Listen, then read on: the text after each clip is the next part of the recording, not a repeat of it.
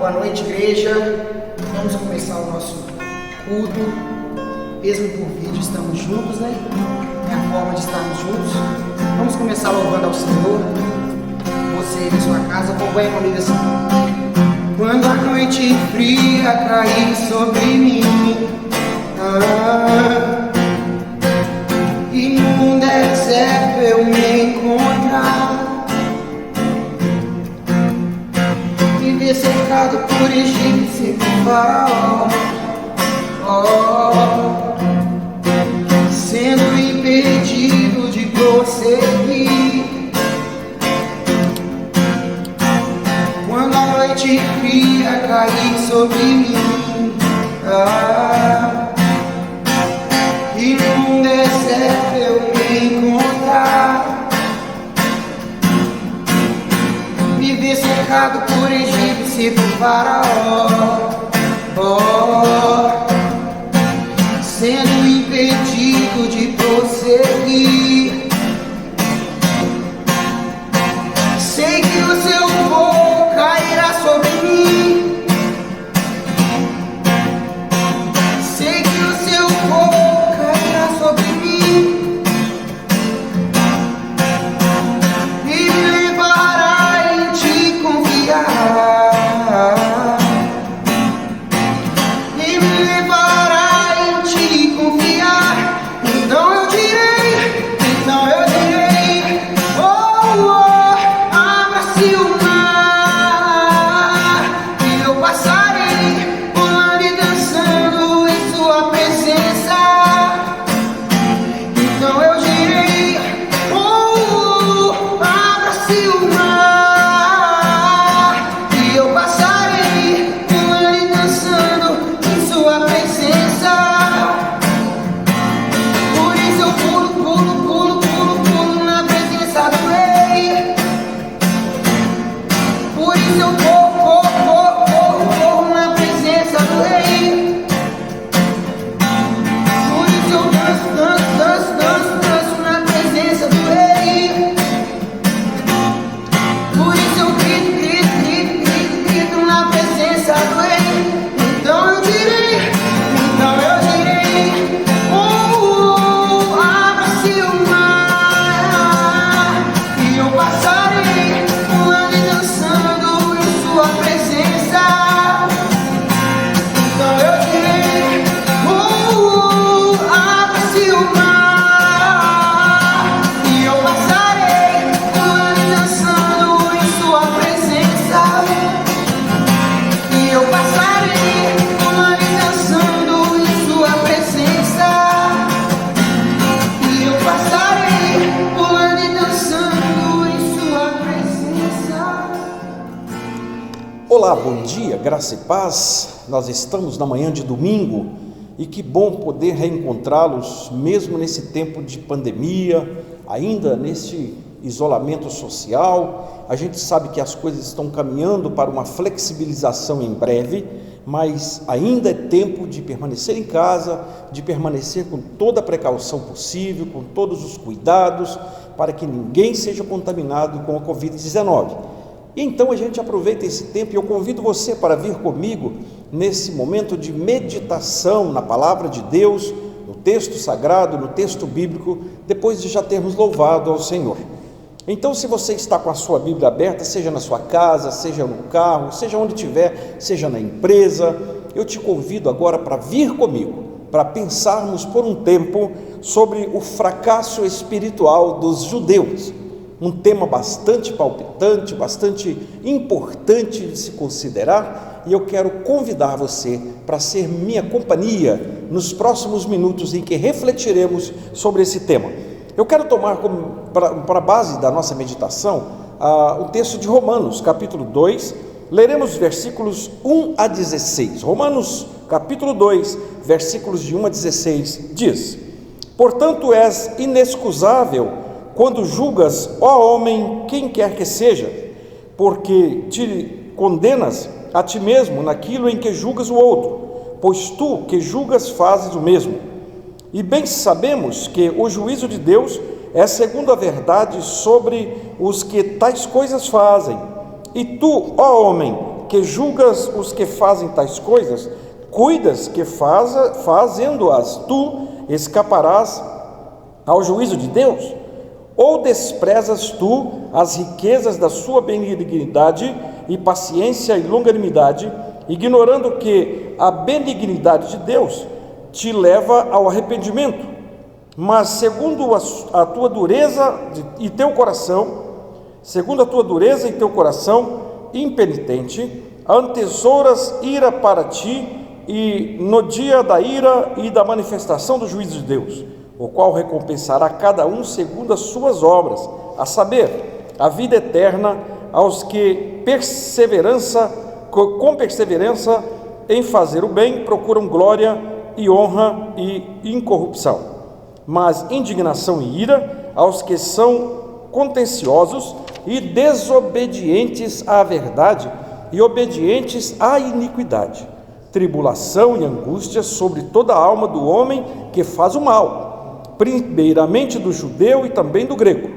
Glória, porém, e honra, paz a qualquer que faz o bem, primeiramente o judeu, também o grego, porque para com Deus não há acepção de pessoas, porque todos os que sem lei pecaram, sem lei também perecerão, e todos os que sob a lei pecaram, pela lei serão julgados, porque os que ouvem a lei não são justos diante de Deus, mas os que praticam a lei hão de ser justificados. Porque quando os gentios que têm lei fazem naturalmente as coisas que são da lei, não tendo eles lei para si mesmos, são lei. Os que mostram a obra da lei escrita no seu coração, testificando juntamente a sua consciência e os seus pensamentos, quer acusando-os, quer defendendo-os, no dia em que Deus há de julgar os segredos dos homens por Jesus Cristo, segundo o meu Evangelho. Deus, no nome do Senhor Jesus, nós oramos agora, pedimos que a iluminação do Teu Espírito Santo recaia sobre nós e que possamos compreender os mistérios da Tua Palavra exposta agora. A Sua igreja está reunida nas casas e as pessoas agora querem ouvir a doce voz do Senhor do seu coração.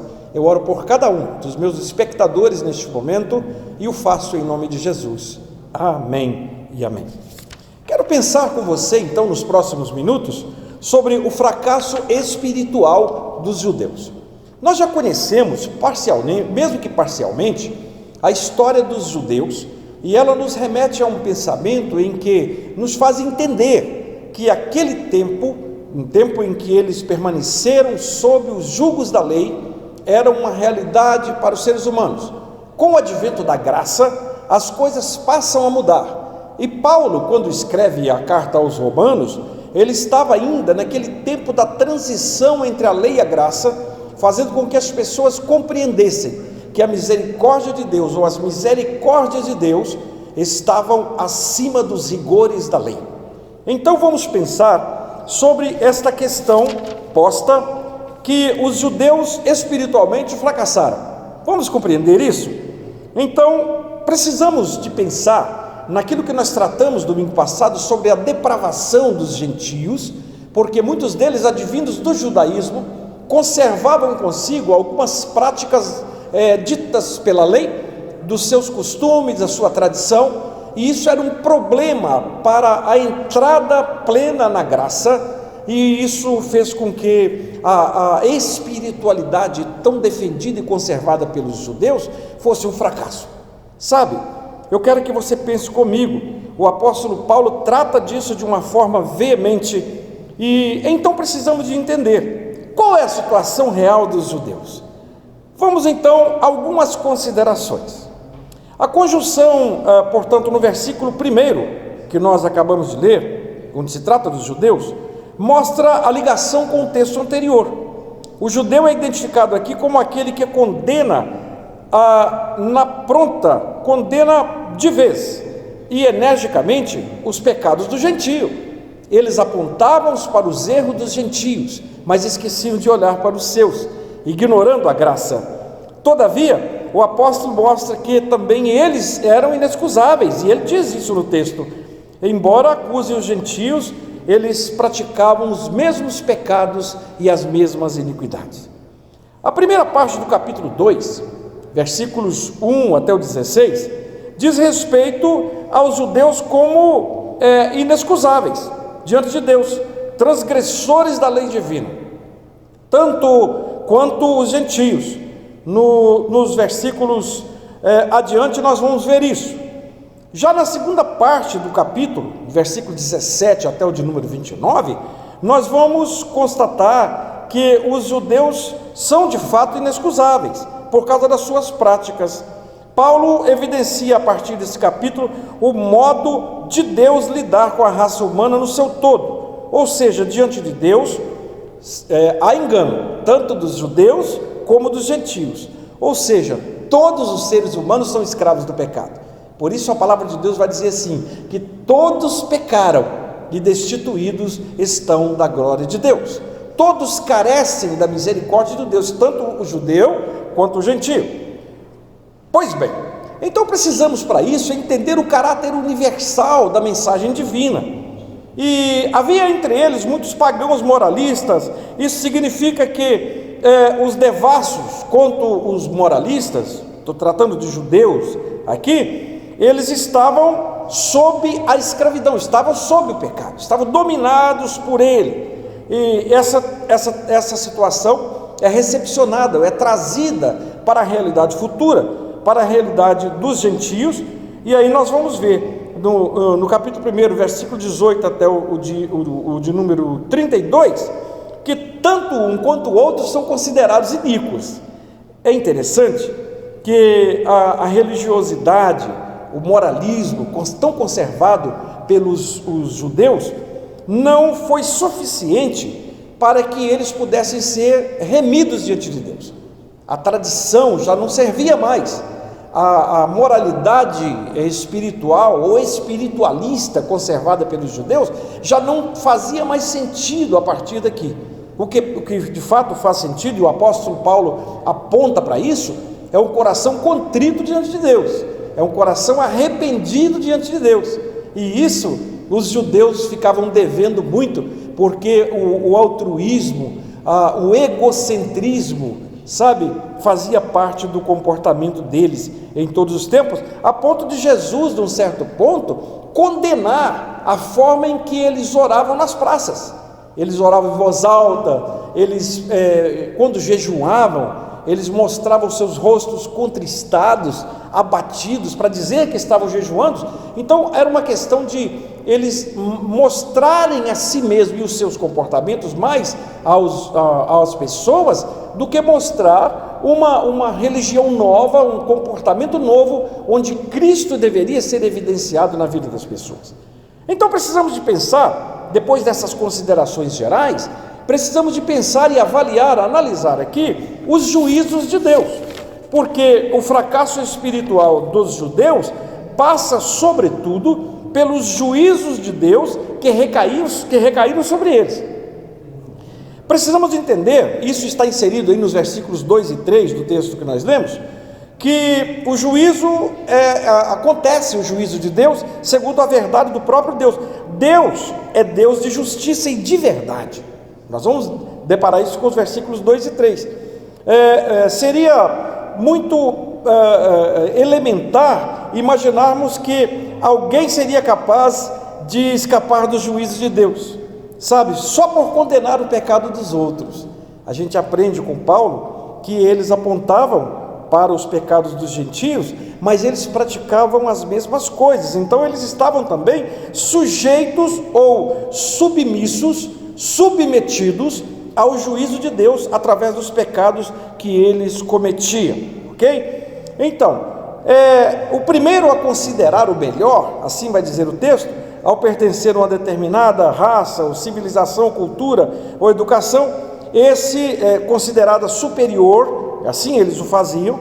Você vai ver citado o termo judeu a todo tempo, primeiro para o judeu, depois para o grego e tal. Eles eram considerados uma raça superior, né? Mas isso para Deus não significava nada, ou independente dessa questão de ser o povo escolhido de Deus, os juízos de Deus estavam recaindo também sobre eles, exatamente por causa da sua vontade de ser supremos, ou defender a sua supremacia racial sobre os gentios, sobre os gregos e sobre os demais que viessem a crer no Evangelho de Jesus. Esse era um problema que atraía para os próprios judeus os juízos de Deus sobre a vida deles. Então pensamos nos juízos de Deus segundo a própria verdade de Deus. Em segundo lugar, eu quero chamar você para pensar no juízo de Deus segundo a culpa acumulada. Versículo 5 do texto que nós lemos vai nos remeter a isso. E os judeus achavam que por conhecer a misericórdia de Deus, não seriam julgados como gentios, né? Grande erro por parte dos judeus, porque por esse fato de ser a nação escolhida de Deus, de ter as experiências antigas com Deus, isso os faria diferentes dos gentios, e eles estariam livres do juízo de Deus. Engana-se. Versículo 4, eles falharam a não aproveitar a benignidade divina, e com isso acumularam como tesouro a ira de Deus sobre ele. O dia da ira e da manifestação do juízo de Deus apresenta seus indícios na nossa atualidade, conforme nós vimos anteriormente, descrito no Salmo 7, versículo 11, nós vamos encontrar a manifestação plena do juízo de Deus, que está reservada para os dias de hoje também. Tiago, o apóstolo Tiago, escreve isso no capítulo 5, no versículo de número 13. Ele trata da manifestação plena do juízo de Deus para a atualidade. Então significa dizer que as transgressões às leis de Deus, o pecado, é tão antigo como novo. A ira de Deus ou os juízos de Deus são tão antigos como novos também. Santo Agostinho, em uma das suas escritas, ele vai dizer isso, que tanto os juízos quanto as misericórdias de Deus são tão antigas quanto novas. Em terceiro lugar, vamos pensar no juízo de Deus conforme as obras. Versículos 6 e 7 do texto que nós tomamos por meditação nos remetem a isso. É verdade que as obras não salvam, mas elas dão a evidência pública de que serve como instrumento para Deus julgar as pessoas. Nós somos julgados segundo as nossas obras. Provérbios, capítulo 24, versículo 12, nós vamos encontrar isso. A Bíblia está repleta de textos que nos fazem saber de que nós somos julgados segundo as nossas obras. A Bíblia vai dizer especificamente: eis que tudo que o homem semear, isso também ele se fará.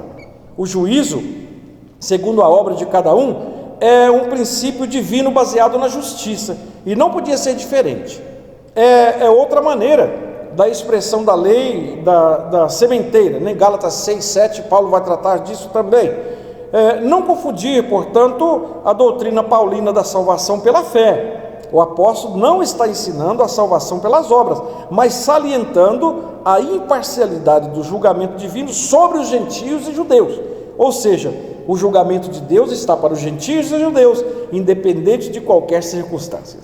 Caso contrário, o apóstolo estaria numa contradição insuperável, né? Nós vamos ver isso em Romanos, capítulo 1, versículo 17, Gálatas 3:11, e aí Paulo vai tratando desse assunto de forma bem sistemática. Precisamos entender, então, que a vida eterna, aos que com perseverança em fazer o bem, procuram a glória, honra e corrupção, como resultado da vida cristã, fruto do Espírito. Gálatas 5, versículo 22, ali nós temos o rol, né, daquilo que constitui o fruto do Espírito e obras da carne. Nós vamos ver que muitas coisas, muitas práticas ali nos levam a julgamentos e resultados. Em terceiro lugar, primeiro falamos das considerações gerais dos judeus e gentios, tratamos dos juízos de Deus agora, e em terceiro lugar, eu quero que você pense comigo um pouco especificamente sobre o judeu, né? O que é um judeu? Então, nós precisamos de entender o que escreveu o rabino Morris Ketzer. Ele escreve algo muito importante sobre quem é o judeu. Veja bem, é muito difícil encontrar uma simples definição do que é um judeu. Judeu é todo aquele que aceita a fé judaica, e é essa definição religiosa de judeu, né? O rabino Morris Ketzer escreve exatamente isso. Judeu é aquele que não tem afiliação religiosa formal, considera os ensinamentos do judaísmo, a sua ética, seus costumes, sua literatura, como propriedade sua. Essa é a sua definição cultural. Ele finaliza dizendo: judeu é aquele que se considera judeu, ou que assim é considerado pela sua comunidade. Essa é então, por ele, pelo Rabino Morris, é a definição prática de judeu. No Novo Testamento, o termo judeu significa ou aponta para o povo de Israel, que tem, sobretudo, Abraão como seu pai. A nação judaica, portanto, ela tem o seu ancestral maior, a sua identidade em Abraão. Então, o que é o judaísmo? Aprendemos o que é judeu. E o que é judaísmo? É uma religião que veio de Deus, através de Moisés no Monte Sinai. Veja bem, é uma religião. Em nenhum momento Jesus e Paulo desrespeitaram essa religião. O conceito de que os rabinos tinham do judaísmo era calcado no Talmud, que era em si um fardo insuportável, era um problema, isso aí. Paulo conhecia profundamente o judaísmo. Jesus disse que não se pode costurar remendo novo em vestido velho, nem colocar vinho novo em odres velhos. Lá em Mateus 9 ele trata disso, né? Essa comparação, essa parábola. E na visão do apóstolo, o judeu precisava despir-se do velho homem e aceitar a justiça de Deus pela fé em Jesus Cristo.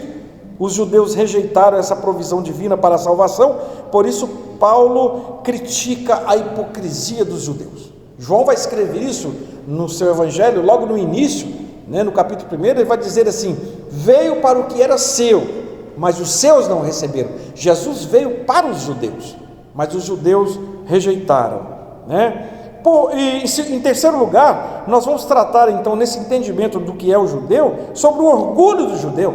Versículo 8 a 10 do texto que nós tomamos por responsabilidade. A responsabilidade dos judeus é maior do que a dos gentios, isso é fato, por causa dos seus pendores religiosos e das bênçãos espirituais que Deus conferiu a eles. Capítulo 9 de Romanos, versículos 4 e 5, você vai ver isso.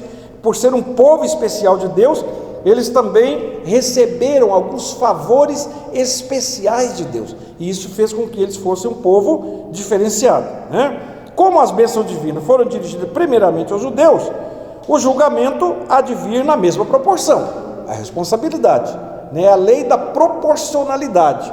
Eles foram mais contemplados, logo o julgamento para com o judeu será mais rigoroso, ok?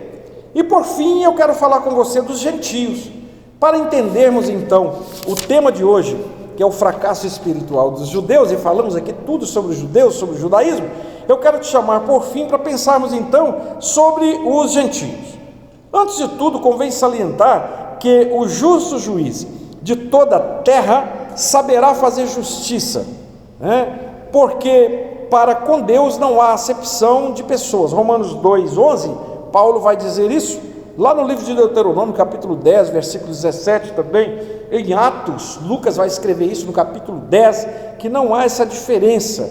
Seu juízo é segundo a verdade, e independe das condições externas, como posição social, riqueza, nacionalidade, etc. Por isso os judeus não devem esperar nenhum tratamento especial no dia do juízo.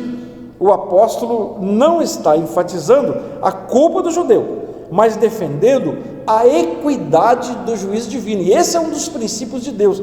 Se Ele é um Deus de justiça, a justiça plena só é praticada por Ele. Nós conhecemos justiça do ponto de vista humano, nós conhecemos justiça através dos parâmetros legais, dos diplomas legais, mas a justiça de Deus, ela encerra por si só nos seus atributos pessoais.